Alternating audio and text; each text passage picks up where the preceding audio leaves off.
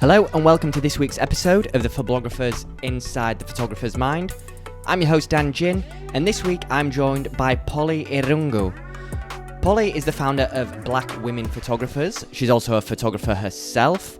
She's got a background in journalism, a focus on documentary, but for the past 2 years her focus and efforts have really been towards the organisation Black Women Photographers. The movement aims to uplift black women who are photographers, help them get grants, help them get gigs, help them learn the craft, and help them build a community. Polly started the organisation on her 26th birthday, and since then it's absolutely grew in numbers, currently sitting on over 1,000 members. We're going to be talking about all of that and some more, including her background, on this week's episode. Guys, of course, if I can remind you to please subscribe to the channel. That helps us keep bringing you the best in photography conversation week in, week out. Also hit a like, hit a comment, ring the bell, let us know what you're thinking. And do the same if you're listening on either Spotify, Apple and Google and the other outlets that you can find us. Right, let's get into this conversation with Polly. Hello, Polly. Hey, Dan. How are you doing? I'm good. How are you doing? Yeah, I'm okay. It was an early start for me today. I got up at 5 o'clock. Which, oh, really? Do you ever have those moments where you need to get up at a certain time and then you get up an hour earlier, so you're like, well, like... Always my life, for real. You got quite the busy life as well, it seems. Just a little. But honestly, I don't know who isn't busy these days. So. Do you enjoy being busy? Do you enjoy having everything to do? I mean, I think for me, it's like I hate that word sometimes, the word busy, especially when people always are just automatically assume I'm busy. Because, like, I don't know, sometimes it, like, stresses me out, the word itself. But I'm one of those people who always needs to have something going on. I can never do just one thing. I feel like I'm always doing something, multiple things, wearing multiple hats. And I do enjoy that feeling, so... I don't know if that totally answers your question, but that's... No, it's great that you enjoy that feeling. I don't. I just start having panic attacks left, right, and centre, and I just run into the ocean and just hope, it's. But no, and it's great because you do have a lot going on, and we are going to get into that throughout the episode. But obviously, you started out as a photographer. You still are a photographer. I mean, for those who may be meeting you for the first time in this episode, like how did you first get involved in photography? Yeah, I mean, it's crazy because, like, for me, it's like photography found me in a way. So for those who don't know me, I'm from Nairobi, Kenya. Grew up in Kansas, Topeka, and Lawrence, up until my freshman year of high school. And then once my freshman year of high school ended, my dad's job relocated to Oregon, and that's where I found myself moving. The second major move, I would say, but the first that I can actually remember, because obviously I couldn't really remember really coming to the States. Yeah. And when I moved to Oregon, I mean, I actually fell into a depression. I mean, when I was in Kansas, I was super active, doing sports, all the things, very involved, very outgoing. And then I moved to Oregon, and I just felt like I stopped just everything I was doing and everything I liked to do. I just couldn't find myself enjoying the state, or just was having trouble adjusting. It felt like a huge culture shock to me moving there. And so when I went to one of my high school counselors, they actually could see that I was struggling, and they suggested getting involved. And one of the ways was through yearbook. And that was the first time I actually picked up a camera in yearbook. Wow. Which was, for me, it was like the first time, because it was like my family, I mean, coming up from a traditional, like, African home, I mean, the careers I was expected to pursue were more, doctor, lawyer, engineer, that running joke. There's some truth to that. So I'm like the first journalist in my family and the first, like, professional photographer as well. And so for me, that was like the first time I picked up a camera, and then I really just enjoyed that feeling. I enjoyed talking and approaching to people. I enjoyed learning the state and just like getting to know folks in Oregon through my camera. And at the time I was working just like one of those high school jobs, a cashier at McDonald's, and I just decided to buy a camera and a laptop, and I was just like, I'm just gonna do this. Didn't know what I was doing or what that really meant. But I really just enjoyed the actual, practice of making photos. And that was the only time I really felt like I was starting to feel like myself again, starting to get outside again and, get to know people and starting to just have real joy, because for like the last 2 years, I was in that depression state. And so that is how I started my photography journey, in short. No, do you ever kind of, depression is never fun, for anyone at any time or any stage of their life. But do you ever, knowing kind of what because of the depression, the journey that you then embarked on because of it, do you ever look back and think, like, are you grateful for that low point in your life in a way? It's crazy because like now I can look back and like laugh about things, or just look back and be like, wow, it will work itself out. Because even then I wasn't even calling it depression then. I mean, also being raised in a traditional African home, one of the things we never talked about was mental health or depression. So I never really addressed it then. My counselors, my high school counselors, just noticed that. And of course, my mom could sense that something was wrong, could sense that I wasn't doing well, and tried to support. But, we just didn't actually talk about that. I never actually went to therapy then when I really probably needed it. And so now, of course, yes, now I can look back and be like, everything happens for a reason. And that's something I truly do believe still. But, when you're going through it, when you're in the thick of things, it's so hard to feel that way. But now, of course, now I feel like I'm grateful, because if I didn't move to Oregon, then who knows what I would be doing in Kansas. Maybe maybe I would be struggling now to find my purpose, but now I've found it already because of what I've went through. So yeah. Yeah, it's a beautiful thing. And you say that your parents may have had some traditional values and traditional expectations. So when you said to them, hey, I found my calling, photography, what was that conversation like? Well, I didn't feel like that, first of all, because that would have been shut down. But it's like when I knew I wanted to pursue journalism, because one of my counselors suggested photojournalism. I never even thought of that as a concept or as a career. So when I said I was going to do journalism, I still recall my dad, he would send me articles of like top 10 degrees to fail or lowest paid degrees, and journalism would be on the list. So that was their way. I mean, that was his way in particular, because he's very, very old school. My mom, she came around. She's very supportive. She's like my biggest cheerleader now.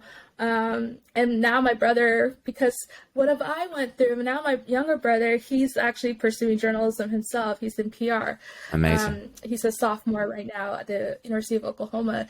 And so for me, it's like, I think African parents, or just immigrant parents, or whatever parents, like parents in general, want to see you doing the thing before they can actually like fully see that could work out. And so, as soon as they saw I was taking it seriously, that's when they took me more seriously. So at first there was a lot of hesitancy, reluctancy, but now, now they get it, and now they are super supportive. So you started with yearbook photography, which is great. When did you actually start finding out who you were as a photographer, and what did that look like to you? That's a great question. I mean, for me, I think, honestly, I feel like I'm still figuring that out. But for me, I know what I do enjoy doing. So, like, when I first started, I was photographing anything and everything. And then I narrowed it down to what I really enjoyed. So, at the beginning, I did a lot of concert photography because I enjoyed music, and I enjoyed, that feeling and seeing fans and getting fueled by them. And also just the challenging things a part of it, like, you never know what a set would look like. You never know the lighting situation. So it's a great challenge for me as well as I entered those different venues. And then I also started diving into documentary and like photojournalism. And that is stuff I still do enjoy. But I think for me, what I love to do is like fashion and portraits right now. And so for that, it's like that is what I'm still going around and Yeah. practicing. But I think I'm more probably gonna end up going through the like probably leaning towards the documentary route. But right now it's so hard because it's like honestly I haven't even been able to pick up my camera this past year and a half because when you're doing multiple things and running an organization, it's so hard to find that time for yourself. But I guess in short, I would say I'm still figuring out who I am as a Hmm. photographer. But for now, what I do enjoy is just like hearing from people, photographing them in their essence, and telling stories. You know, it's you make a point, and I did want to ask you about this because you are the founder of Black Women Photographers, and I believe you were 26 when you founded the organization. Is that correct? So okay, That's that's a correct. young age to start an organization, and I was interested to know because it's blown up. It's it's doing great. I mean, the movement is terrific, really.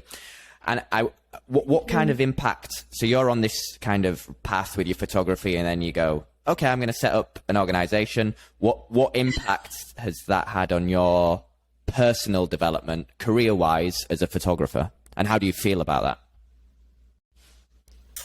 Yeah, I mean, it's had just, I mean, honestly, like this past year and a half now has been such a whirlwind of a year. I mean, there's been a lot going on just in the state of this country, but also in the world. And so being able to start this in the midst of all of this like craziness when the world literally feels like it's on fire constantly. Yeah. I honestly feel like I haven't even had a chance to like fully process what we've gone through as just humans this past year and a half, but also just like what I've gone through personally, and also just like the feeling of the impact that I'm starting to see that has been occurring because of my Hmm. work.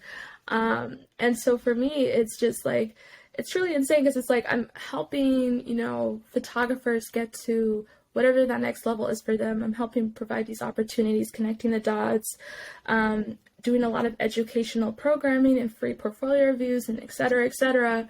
And so that has been amazing, but it's also just such a weird feeling because it's like I'm also trying to do that for myself at the same time because it's like I'm still very new in my own career, my own journey, and so still navigating the waters of like, you know, finding time for myself to do what I want to do and take myself to that next level, but also, still pouring back into the community and bringing these resources to the table, helping others get seen, getting access to things that we've been shut out of. And so it really is just such a weird feeling because I don't even know. I feel like I'm always on the go, and so truly I don't think I've had a time to really process, but I have been seeing my impact play out, and it's also just weird to like notice, like remember where a photographer started and now seeing their journey now. It's really just an amazing feeling as well. Yeah, and I think that's the great thing about being a movement to help inspire others, help encourage others, and connect them to the right people. So Right. how? Because correct me if I'm wrong, but you founded this on your birthday, right?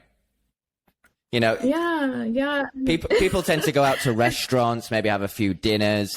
Polly's like, "Do you know what? I'm going to start a movement. I'm going to start." It's crazy because it's like I still remember my birthday last year. Like it was like in the wee hours, like early morning, like 4 or 5 a.m. I'm over here sending payments to photographers for the COVID-19 relief, COVID-19 relief that I Yeah, started, and crowdsourced funds on Twitter. So like I started like my birthday, like sending people money. that's great. And it's like, but it's like weird to say that out loud, but it's also just like, it's such a rewarding feeling, Yeah, right? Like for me, the reason why I picked my birthday is because I wanted it to be just like, one, a date that I will always remember, yeah. but also two, it's just like, I wanted to just show my appreciation. Like this was my token, to Black women photographers who have inspired Hmm. me, to keep going, to pick up my camera, to do this work. And I also just felt like, why wait, right? I just like, I was trying to find like the perfect moment, and I realized that there would never be a perfect moment, that there's always something that's going to be happening, always some fire in the world. And so, I just had to do it. And so for me, that's why I just like that sense of urgency, especially because of the conversations that were taking place. I just felt that need to just do it now. And so that's why, it just happened to be my birthday as well. But it's great. It's like, what better way? Like, I mean, I can't complain because I never imagined myself doing this right now. But I think that's the beauty of it, because now it feels like it's so much bigger than me. How many members have you got now? It's crazy. When I first started, because I had this Twitter list that I made while I was in my undergrad. And so I reached out to those photographers, and those are the ones who became like the founding members. And so I think I've launched it with like around 100 photographers. Okay. Now there's nearly 1,000. Wow. 1,000. I know. 1,000. It's just so insane. It's like, it's not just like, 1,000 folks who are based in New York. It's like 1,000 from around the world, which is like also insane to me, because it's like places that I never thought of that would have Black photographers, let alone Black women photographers. But it just goes to show you that we are everywhere. I mean, I have photographers in dozens of countries.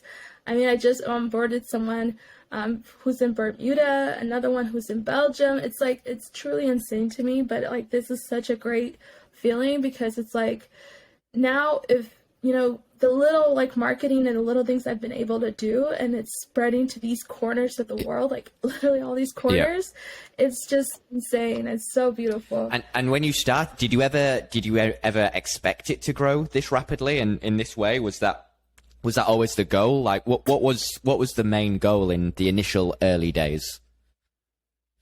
I mean, the main goal, and still the main goal for me, is just to get Black women photographers hired, and access to resources and opportunities. And so whatever that looked like for me, if that was 5, great. If that was 10, 100, cool. Now that I know that it's going to be 1,000 and counting, I mean, that's just something I still need to wrap my head around. But no, I mean, I never knew like how big it would get. I really just wanted to help, and just in whatever capacity that could be. And now it's taken a life on its own, and now I have to think about growing a team. Like, what does that mean? And just like, now that I see that the community is expanding, like, how do I make sure that I'm able to, pass off the work, and to make it sustainable? And so those are the things now I have to deal with, but those are great problems to have to deal with. So yeah, no, I never expected to, like my first year celebrating with establishing a grant fund of 50,000 with Nikon. Like, those are the things I never would have dreamed of. But now that that's happened, it's like, okay, now I need to dream bigger. Okay. It's not just dream bigger, but just also like, for this community, now that I know that these are the things that are actually attainable, what else could we achieve? So. And are you working with other people on this? Is there other people kind of involved helping you manage it, or is this kind of pretty much just you on your own? This has been my labor of love on my own, but I have just started reaching out to people to intern, people who've expressed interest in the past to volunteer. I have started reaching out to folks, but for the last year and some change, it has been my own project. Okay. So with that, what kind of now because there's 1,000 people who's now involved. That's a lot of pressure, no? Do you feel like a certain pressure now, like to deliver something, or is there some pressure going through you, and how do you manage that?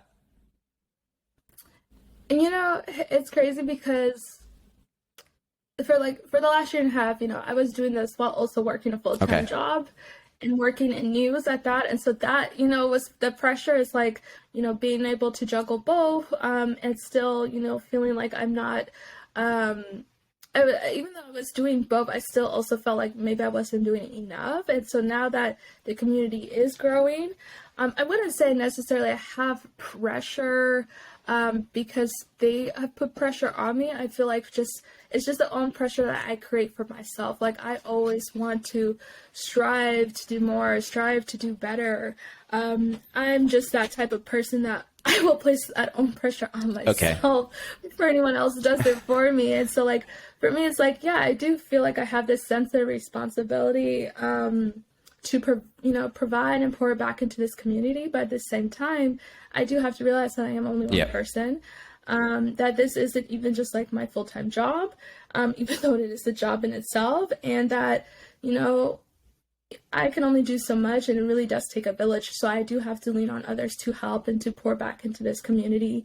And I can't pour from an empty cup. So it's like taking the time I need to like stop and relax and not burn out or whatever.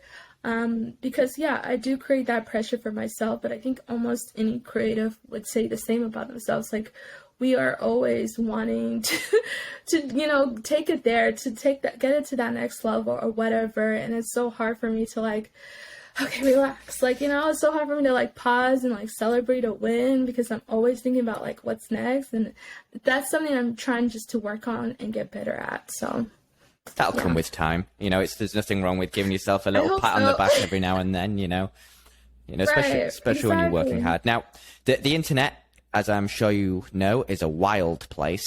And whenever there's a movement or someone putting themselves out there, or, especially if it targets a certain demographic, people like to air their opinions. Have you received kind of any criticism or any kind of negative response to starting the movement? I would say, yeah. I mean, I have received some trolls here and there, one or two, really just actually like hateful, traumatic emails. Wow. But those are just like the drop in the cherry, right? It's like, I won't let like one or two people stop what this has been doing, like stop this movement, because out of those one or two people, there's like at least 100 more praises, right? There's at least 100 more supporters. So I can't dwell on those one or two folks who have, for whatever reason chose their day to like come and spew hate or whatever. It's like, I can't let that get to me. I can't take it personally. At first, I mean, trust me, it was hard. And I can't say I did not take it personally. I did at first. But what I realized is just that, it's so much bigger than me or them or whatever. And if I'm getting that, then must mean I'm doing something right. And I've now stopped reading the comments, because I remember reading the comments on one interview and it was like all these photographers talking about, why Black this or whatever, and sometimes I do get a little petty. I can be a little petty, and so like I created like whitemenphotographers.com as a redirect to Black women photographers in response to one of the comments I received. But again, it's like for those like couple of folks, there's like 100 more that are enjoying this, that are supporting this, that want this, that understand the value of this work. So. And I think that's the most important thing, because you are right. I've in my journalistic career, I've faced hateful emails and comments and stuff like that. And in the early days, and I don't mind admitting it, I would literally just like wake up in the middle of the night thinking about it, like what I'm going to respond, like, and things like that. And then you're right, you get to a point where you're like, hang on, when I started this journey, it wasn't to put trolls in their place. It was, it was to create a movement, or in my case, create meaningful work. And then, but in your case, create a movement, empower people, get people opportunities and help them get opportunities. So yeah, you did the right thing by eventually moving past that. But I do like the redirect that you did. White men. I'm going to Google that straight afterwards. And I might... Exactly right, because even like when I was working in news, it was like when trolls commented, it's like we can't beat the troll. It's like we can't like reply to everything. And so now that's how I take it with my work. It's like not everything deserves a comment, not everything deserves a response. Like my time is limited and precious, and I'm not going to give it to some stranger on the internet for whatever attention that they are seeking. And so you know, like you said, it's just like you have to move on and you have to remember why you started Yeah, this work. exactly. Are you doing much photography in your own life at the moment? Sadly, you know, my mom always like gets at me. Like because I literally pass my cameras. I literally walk, you know, when I leave my room, I see my Yeah. cameras, and I feel like they're like attacking me because it's like I know I need to pick up and shoot. I want to do that. It's just I need to figure out that balance and, you know, bring more people on board for that way I can reclaim some time and do that work. Because, you know, by doing this, I mean, there's a lot of work that needs to be done that people don't see, right? People only see the social media posts or whatever, the announcements. But it's like, okay, how did those things happen? It's because I'm hunkered down, like looking like the hunchback, working. Yeah. You know, you have to do the work. You can't, there's no way around it. And so for me, it's like, eventually I want to like make this my New Year resolution is to actually, you know, practice incorporating myself in my schedule and also just like, and that also includes photography. So I think like my last assignment was back in May during the 100-year anniversary of the Tulsa Race Massacre. Because I've been in Oklahoma for some time visiting family, I went up to Tulsa and photographed like the last three remaining survivors of the massacre, the last three known survivors, I should say. And so that was just, you know, an honor to do that, to witness history and to document that. But that was like the the last assignment I've done, just because again, this takes up so much of my time. When you do eventually pick up your camera, which I'm sure will happen, you said at the beginning of the episode that you feel your heart is in documentary. What kind of, Yes. do you have any kind of particular parts of the world and parts of life and society that kind of interests you from a photographic perspective? Honestly, for me, what my heart is telling me is to go back to Kenya, where I'm from, and just, you know, just to document my you know, remaining relatives who are alive, like my last remaining grandparents, and just to like archive like our own family history. Nice. Because those are the things that I know I would regret that I did not do. You know, if they were to pass, that's what I know I would regret. Those are the kind of things I want to have a part of my own legacy, a part of just like the archive I have of my own work. And I think those are the most important, you know, assignments you can give yourself, is to document your family. And so for me, that's what I really would like to do first. And then see what other stories are there to be told, you know, back home. And then from there, you know, see where else my camera takes me, because I think for me, I think I would want to do that first before I think about what else to pursue. But yeah, I think that's just what's been in my heart for some time now. Do you still, I mean, I guess you're consuming it in terms of like your members and stuff, but do you consume photography at all? Do you have any kind of favorite photographers at the moment that keep that fire burning within you, where you look at their work and you think, God, Polly, I'm going to have to get back on this, you know? Is there any photographers that spring to mind? I know I'm putting you on the spot there. Oh my goodness. I know. I mean, there's just so many. Like this past year and a half, there's just so many incredible photographers who have just been telling these important stories, really truly making history as we know it. So I mean, for me, it's like, obviously there's like folks within my community that I can point out. But also just folks that I've like come to know through this work, or just get to know their work better because of this work. And so, like Charisse May, she's this photographer based out of DC. And she is just phenomenal with her lens, with the way she just captures the moment, and just makes you like stop in your tracks with every photo. Who else? This is so hard. Yeah. You know, there's the ones who, of course, that are like more well known, like India Bill. Mahanila is someone that I've learned through this work of mine. Nadine, who recently made history and just released a book. Deborah Willis. So many. That's quite a good list. That's quite a good list, Really, you know. Yeah, like so many. It's so hard, but like, for me, it's just like every time I just see one of us out there and doing the thing, like that to me is just inspiring. Like knowing that, okay, we can really do this. We can really, photograph this cover or photograph that kind of assignment. Or, for example, there's this photographer, oh my goodness, why am I blanking on her name? But she was just a part of our series with the Everyday Projects, and she's a New York Times fellow, photographing literally history of like the president and the vice president, and this is something that you could tell like she is made for this, but she had applied for that fellowship 3 times before she got it. So it's just insane to me, like sometimes like the work we have to do to get into these positions, but just seeing that, now she's there, she's really like walking in her purpose, I feel like it's truly inspiring. And so for me, it's like anytime I see like a story come out or a photographer this or that, I stop and I try to read and I try to bookmark, and sometimes I even tweet out links as just a way to like remember to read it.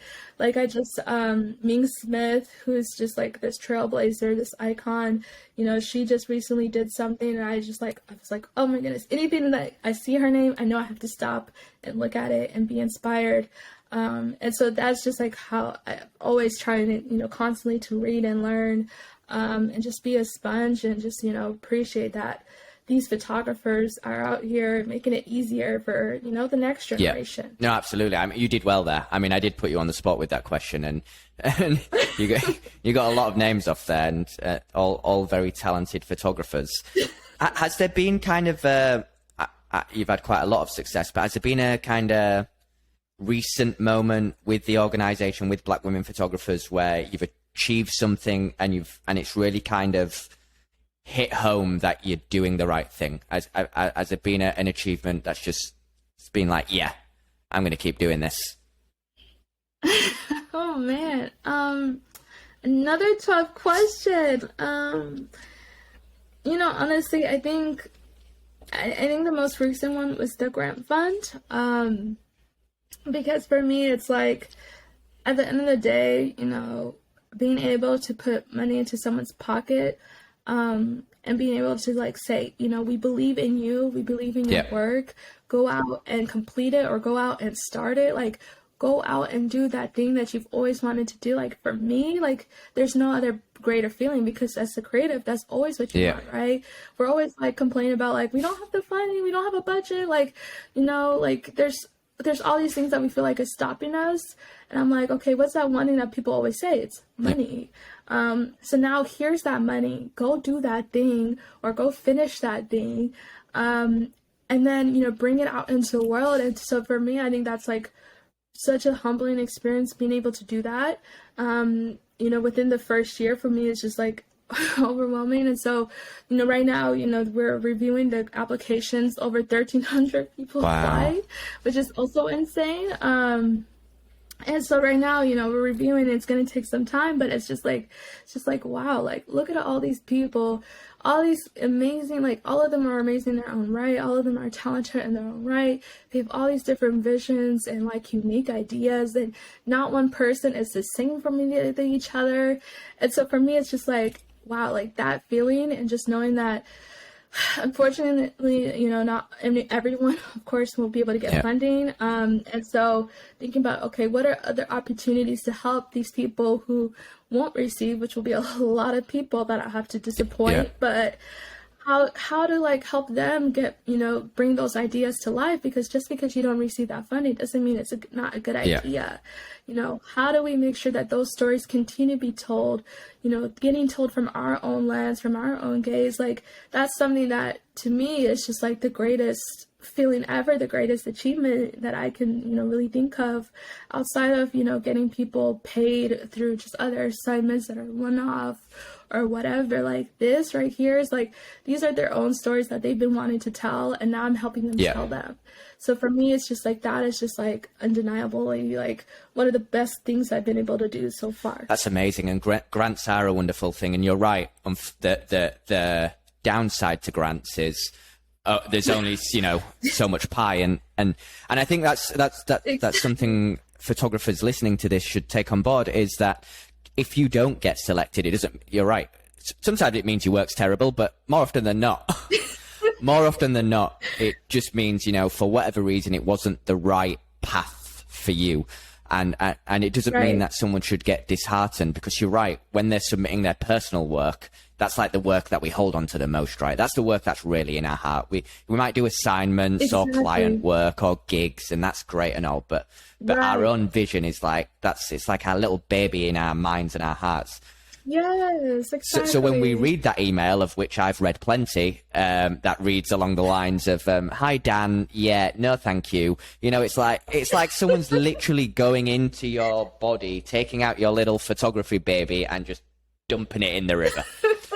But it shouldn't be like that, right? We should still continue to believe in what we're doing, And so yeah, if you have applied for this grant and you don't get it, don't take it to heart. It's keep going and keep doing your work. But for those that do get it, if you are able to kind of peek behind the curtain, like, how do you get to that decision? Is it kind of like a series of work that kind of hits you emotionally, where you're like, okay, or is it more like, even if you don't particularly like the work, you see value in it? How do you get to that you are deserving of the grant position?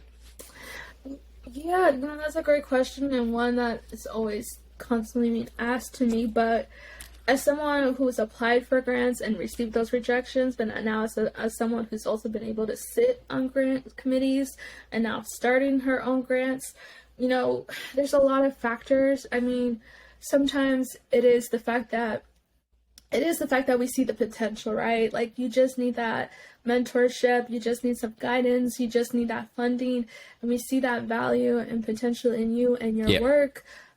We believe in whatever, idea that you shared.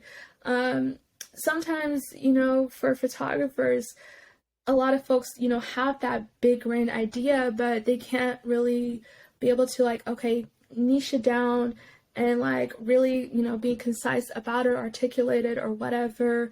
Or we see that, maybe it is too ambitious, or they haven't really clearly told us how they would be able to go out and execute it if they haven't started it, because everyone has ideas, right? But how do you actually go about and creating it and bringing it to life and doing the thing and executing it is another story. And if you get funding, how do you actually make the most out of 10K, right? That's a lot of money. So what are you doing to actually maximize the usage of those funds? Have you already started doing the work? If not, how would you go about it? How would you not be overwhelmed to actually go out and do it? And so there's just so many different factors. But for me, I always try and see that potential. I always try to, think about, has this story been told? How has this idea been out there? Are they doing it in a unique way, in a way that hasn't been, done before? Maybe it's also just again, the person, the location, or whatever. Do we see stories coming out of that area from, local photographers? So there's so many different factors to be thought of. And so I can't speak for the judges in particular, but for myself, I always try and see that potential in someone and see how, this could help, give them that push that they needed, that they've been waiting for, that affirmation that, that they are on the right track, that they are doing the thing. So and this current grant that you had so much submissions for, what actually is it just one recipient that gets, or is it a top three, or what's actually on offer? Yeah, there's several.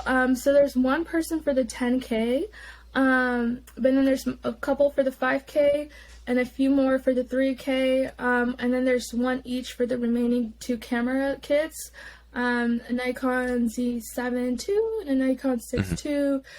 We just gave away the Nikon Z5 and before that, the Nikon Z6, and those are kits with multiple lenses, that have their own attached value. And so, a person could have applied to all of those, opportunities, but only one person will win per, they can't win multiple opportunities, right? So that's the only catch. It's okay, you can apply to all the things, but you can't win all the things. So that's the only catch there. But there's, for the again, there's only just one person who will win the 10K, but for the others, there's several that will win the other funds. I think that's incredible. You know, to say that you started this out, was it 2 years ago? July 2020. July 2020, when there was, you know, I don't know if anybody knows this, but there was a big thing going on in the world, like in July 2020, like a pandemic. Then, of course, like you say, all the things that happened in the state. Are you still in Portland? No, now I'm not. Now I'm in Oklahoma. Okay, fair enough. But yeah, you know, everything was going off in the States last year. So you start this organization, and now you're handling grants with, if my math is right, with all the gear included, it's around about $25,000-$30,000 worth of, you know, things up for grabs for photographers that can really benefit them. How do you feel about that? I mean, it's really insane because the project. So in partnership with Nikon, we're giving out $40,000 in project funding, and then at least another $10,000 in gear. And so to me, that's like, again, it's truly insane. It's something I didn't think I'd be able to do, after just a year and starting. And so, again, I think I'll probably be able to have time to like really actually like process everything. Once I actually like, you know, be able to say, here are the winners and see them like complete their projects, and seeing that out in the world. But it really is something that I'm truly grateful for, and hopefully we'll be able to do for many more years. So you're still taking members, I imagine. How does someone become a member? Like, what's that process like? Yeah, I mean, the application process is super easy. If you just go to blackwomenphotographers.com, you'll see a little tab that says apply. And with that is, you know, just a few short questions of just like who you are, your link to your work, why you want to join this community and how you can help this community. And then from there, I just verify people are who they say they are, that kind of thing. And then you're in. I mean, for me, it's like I really wanted to be able to include anyone who identified that felt that they needed that space, no matter where they're at in their journey. Doesn't matter if you started last week, doesn't matter if you started 10 years ago, like, or whatever, like, if you need support, if you need a community, like, I'm not going to exclude you. There's too many barriers in this industry as it is, and we all need that support. We all need to get to whatever X, but we also need people who can be our cheerleaders, people we can turn to, people we can, you know, ask questions and learn from, and then also then pour back and help others as well. And so for me, that is just like why I try to keep the process super simple. And I do accept like on a rolling basis as well. Excellent. Now, I saw on the website there's a little section for photo walks. So you know, everyone should know what a photo walk is, but if you don't, it's where we all go on a walk and make photos, right? It's very, very, very basic concept, right? But it's about exactly. Doing it as a group. So is that about uniting members in real life, I guess? And how does that work? Why is photo walks kind of a prominent part of the movement? Yeah, I mean, exactly for that reason, because, you know, I started this in the midst of a global pandemic, and so never really had the chance to do anything in person. And even still now, we're still being very cautious of where and how many and etc. But it really, you know, being able to take that community offline into in real life is just so invaluable. I mean, there's photographers who some of them have never, you know, worked with alongside another Black woman photographer. So being in community with each other, like actually in community, is just something that they will never ever forget. There's some who, you know, again, some models that we've had, sometimes we have models, we do like the studio meetups. Some have told me like that was like their first time ever being photographed by a Black woman. And they're a Black, you know, woman model, I mean. And so there's just so many different things that why it's important, especially for some who need that push to be, you know, to get outside of their comfort zone. There was like this sports photographer who joined the last studio meetup in New York, and she was telling me, you know, I just do sports. I've never actually done studio work before, and this is really cool. Like, you're pushing me to get out of my comfort zone to try new things, and some who've, never actually worked with like strobes, and like now they're learning how to use lights and work lights. Some who've never actually like guided models before are able to observe other photographers and see how they're, giving the models direction. Others who've just never felt comfortable of like approaching someone on the street and saying, hey, can I take your photo, are now doing that in community with others that look like them, that have the same interests. And so there's so many different reasons why it's so valuable. And so, I mean, as of now, like, we've had several different cities here in the States, but also internationally hold some, and a few more before this year ends. So London, for example, has one more before this year ends. Nairobi, they're doing a meetup tomorrow, actually, which is amazing, the first meetup. Chicago's doing a meetup this year as well before the year ends. Atlanta. Then there's other cities who've done it several times, like Los Angeles and New York, have done it each respectively, like I think 3 times. No, New York has done it 4 times, Los Angeles 2 times.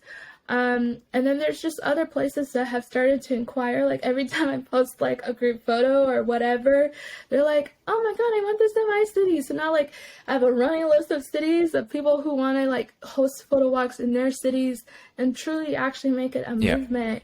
Because how many times do you see that? Like, for example, when people were participating in one of the walks in New York, a lot of folks just like stopped and like stared because they never saw like a massive group of Black women photographers walking down the street and taking photos and like owning a block.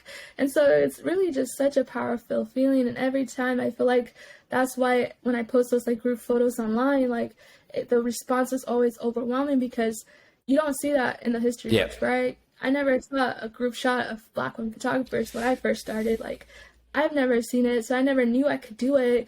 And now we're inspiring others to pick up their camera, to join us, to join this movement, to, make it happen in their respective city. And so it really is, something that, again, is why that is like one of the many like arms or branches or whatever you want to say of this organization. You've generated in 2 years so much positivity, clearly, evidently. And you're bringing people together, you're inspiring people to do something which maybe they felt they couldn't do. Are you proud of that?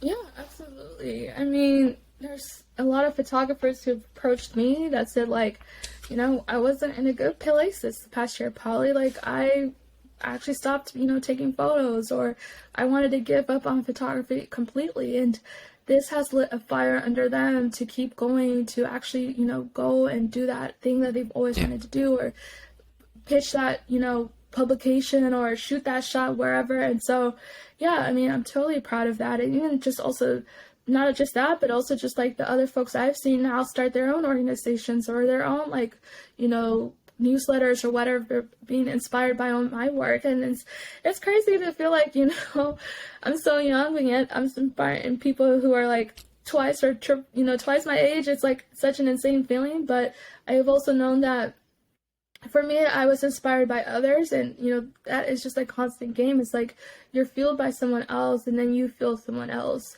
And so it really is just, again, something that I am, always going to be grateful for.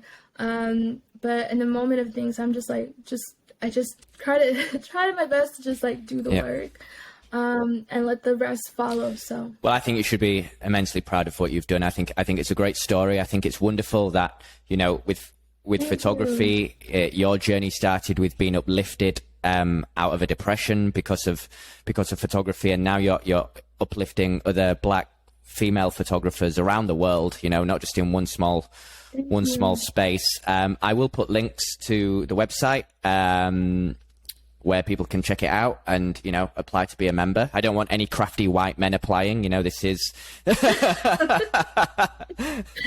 no trolls. But yeah, Polly, if you just stay on the call with me. But as far as the podcast goes, I do appreciate you coming on and speaking with me. It's been a great chat, and yeah, thank you. This has been such a great conversation. Thank you so much. No problem. Thanks.